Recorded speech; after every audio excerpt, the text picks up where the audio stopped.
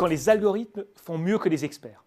Au printemps de chaque année, les critiques vinicoles affluent à Bordeaux pour goûter le nouveau millésime en primeur alors qu'il est encore en barrique. C'est un exercice particulièrement difficile car les vins sont encore très jeunes. Le pouvoir des critiques est immense car leurs notes influencent les acheteurs du monde entier. Orley Ashenfelter est un économiste américain.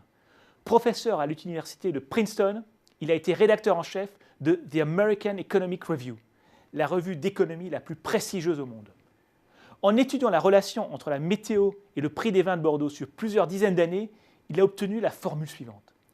Qualité du millésime égale moins 12,14 540 plus 0,00117 fois nombre de jours de pluie en hiver, plus 0,61 640 fois température moyenne au printemps et en été, moins 0,00386 fois le nombre de jours de pluie pendant la période des vendanges.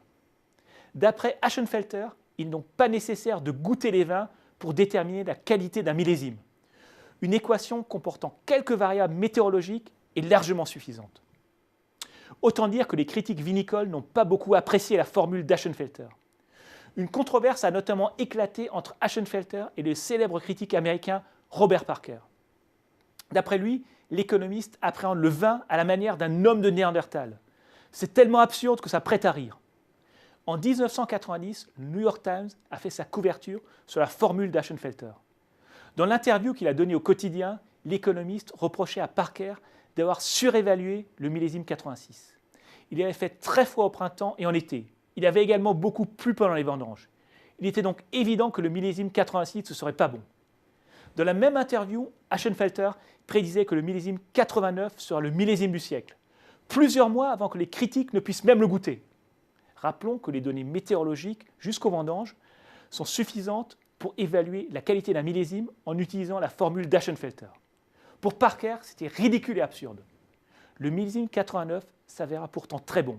Surtout, Ashenfelter parvint à montrer que les notes attribuées par Parker lors des dégustations en primeur étaient systématiquement surévaluées, ce qui arrangeait bien les viticulteurs bordelais. Ils finissaient d'ailleurs presque toujours par les réviser à la baisse.